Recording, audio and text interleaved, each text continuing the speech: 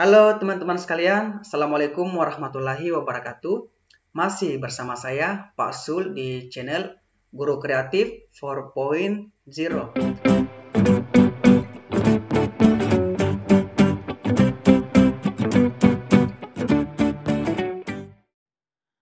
Oke, baik teman-teman sekalian, Bismillahirrahmanirrahim.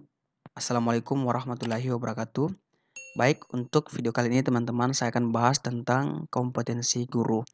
Jadi kompetensi guru merupakan sesuatu hal yang harus teman-teman kuasai jika teman-teman ingin lulus P3K tahun ini. Jadi apa yang dimaksud dengan kompetensi guru? Rumusan kompetensi guru yang dikembangkan di Indonesia sudah tertuang dalam Undang-Undang Nomor 14 Tahun 2005.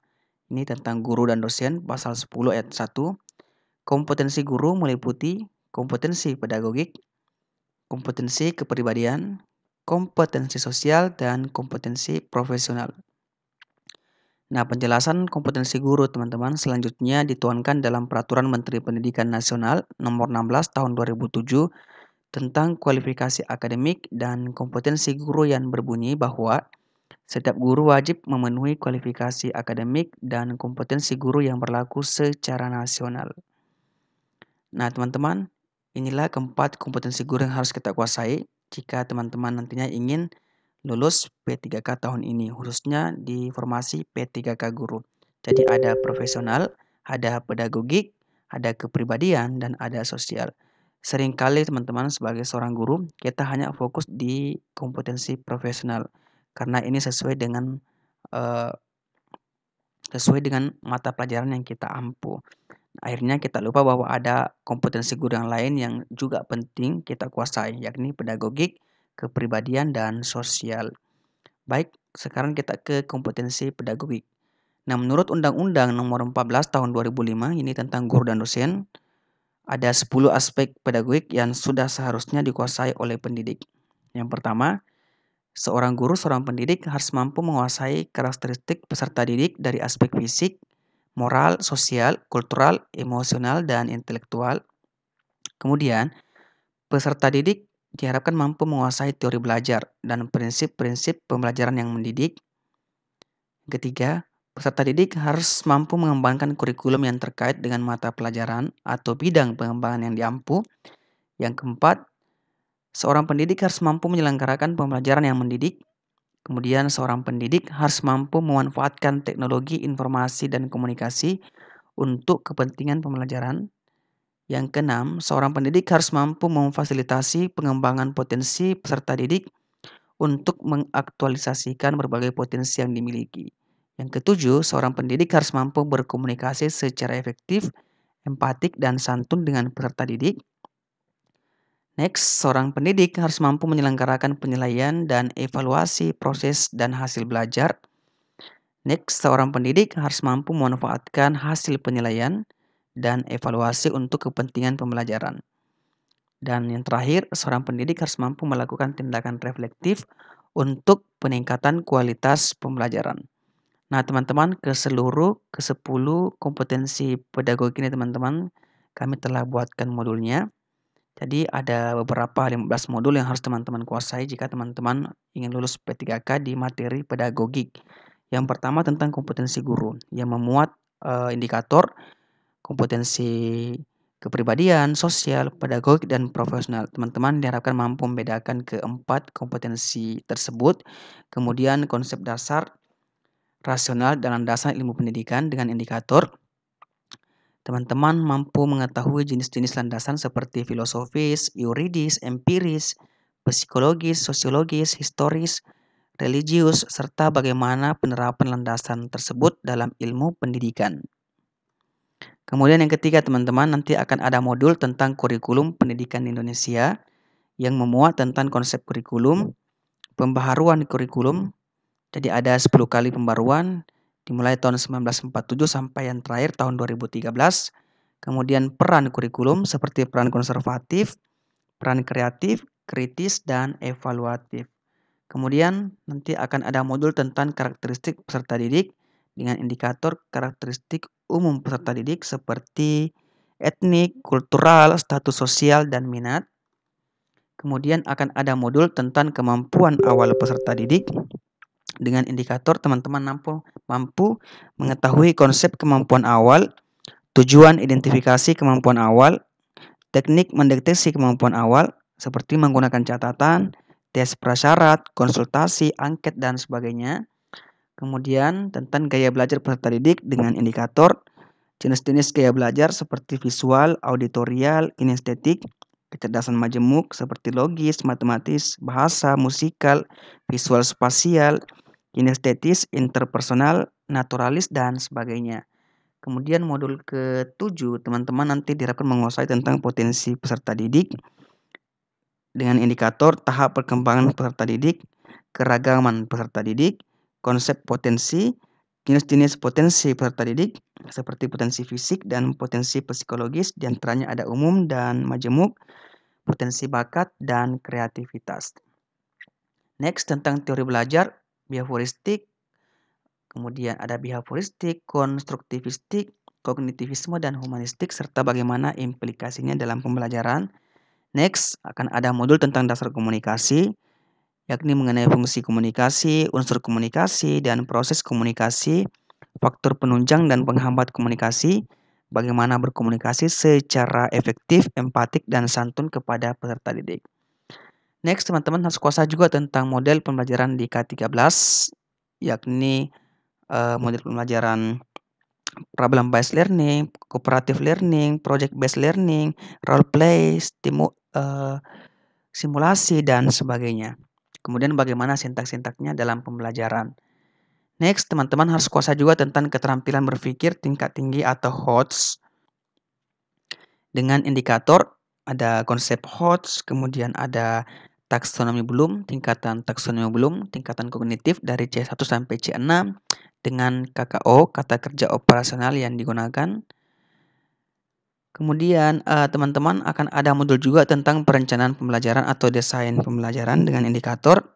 Ada RPP, kemudian ada komponen RPP seperti identitas sekolah, identitas mapel, KD, IPK, tujuan pembelajaran, materi, metode, media, sumber, langkah-langkah, dan penilaian.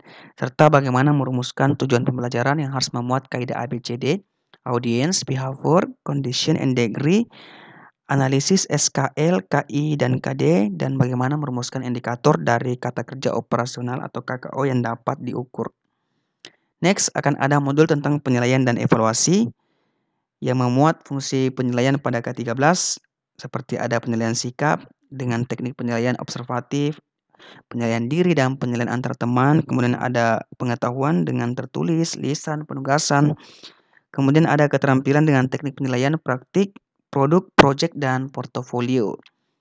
Kemudian next, modul selanjutnya harus teman-teman kuasai tentang peran guru dalam pembelajaran abad 21, yakni integrasi TIK dalam pembelajaran atau dikenal dengan istilah TIPEK, technological, pedagogik, dan content knowledge.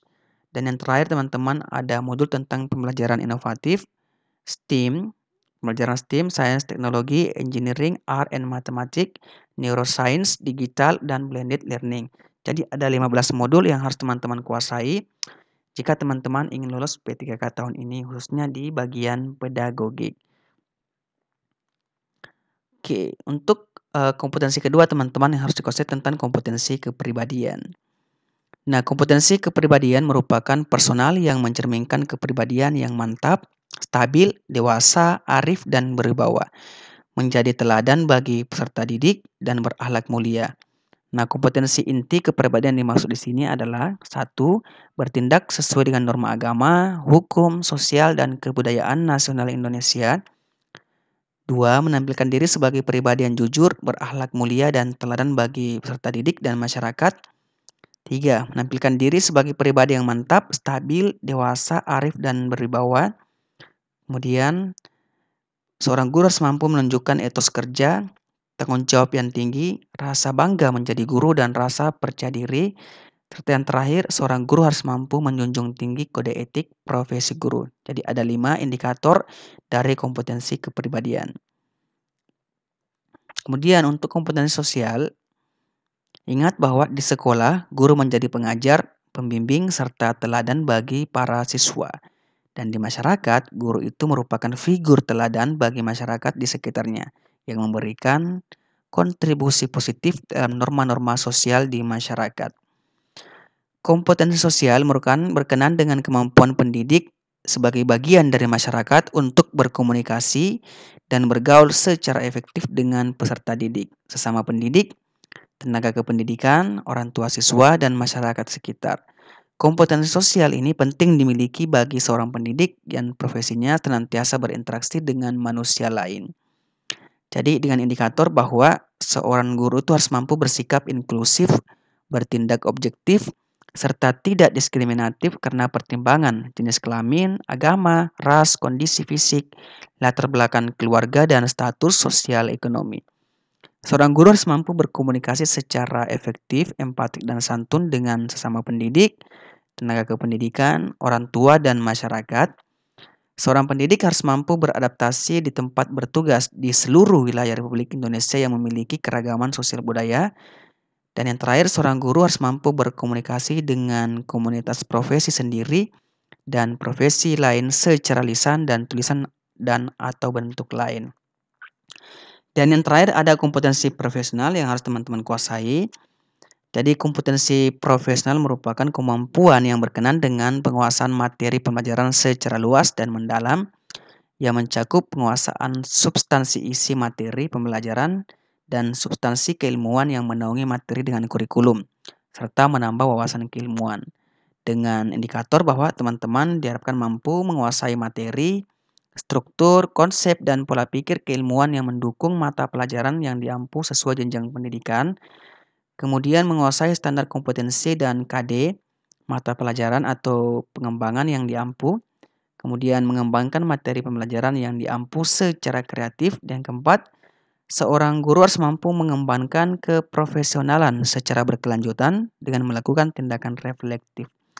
Dan yang terakhir, seorang guru harus mampu memanfaatkan teknologi informasi dan komunikasi untuk berkomunikasi dan mengembangkan diri. Baik teman-teman, itulah tadi ada 4 kompetensi guru yang harus dimiliki oleh pendidik atau guru jika teman-teman ingin lolos P3K. Ada kepribadian, ada sosial, ada pedagogik, dan ada profesional. Nah, teman-teman ada berikut saya berikan contoh soal. Soalnya seperti ini nanti teman-teman jika ini naik di seleksi P3K tahun ini. Seorang guru baru saja terangkat menjadi ASN P3K. Guru tersebut ditempatkan di sebuah sekolah yang menjadi sekolah prioritas Kemendikbud. Guru tersebut diharapkan mampu beradaptasi di lingkungan sekolah dan masyarakat yang memiliki keragaman sosial budaya. Bentuk kompetensi yang harus dimiliki guru tersebut adalah A. Pedagogik, B. Profesional, C. Sosiokultural, D. Manajerial, dan E. Kepribadian. Nah, teman-teman, untuk soal ini jawabannya adalah C, sosiokultural. Ingat bahwa kata kunci dari soal ini adalah guru tersebut diharapkan mampu beradaptasi di lingkungan sekolah dan masyarakat yang memiliki keragaman sosial budaya. Maka ini merupakan kompetensi sosiokultural yang harus dimiliki oleh seorang guru. Next, soal selanjutnya seperti ini. Menciptakan pembelajaran yang demokratis, menunjukkan gestur sikap tubuh yang bersahabat, mengakui kesalahan dengan lapang dada, berpenampilan rapi, bersih dan sopan, serta bersemangat merupakan ciri dari kompetensi A. Sosial, B. Profesional, C. Kepribadian, D. Pedagogik, dan E. Teknis. Nah, teman-teman untuk soal ini jelas sekali jawabannya adalah kepribadian. Karena ingat bahwa ini, seorang guru telah menunjukkan gestur atau sikap tubuh yang bersahabat, mengakui kesalahan dengan lapang dada, berpenampilan yang rapi, bersih, dan sopan. Jadi ini merupakan kompetensi kepribadian.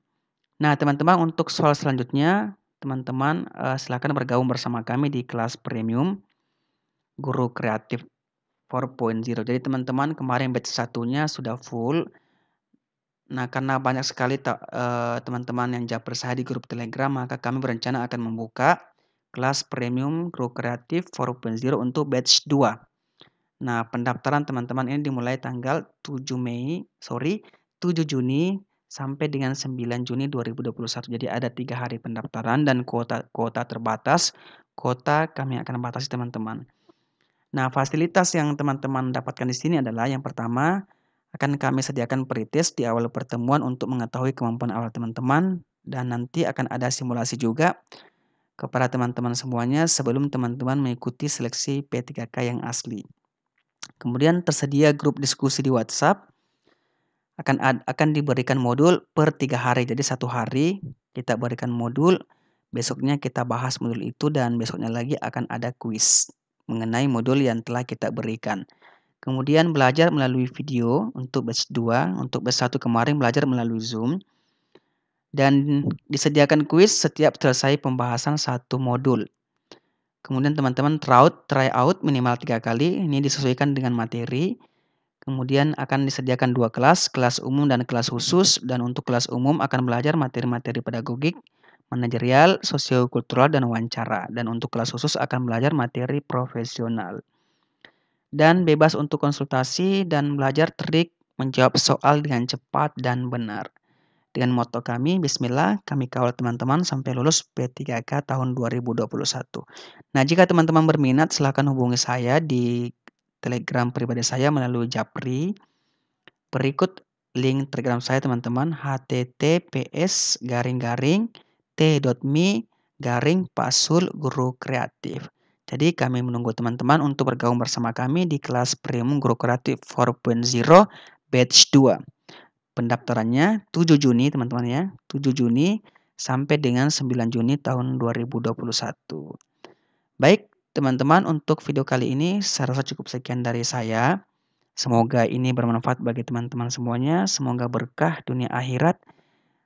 Terima kasih. Wassalamualaikum warahmatullahi wabarakatuh.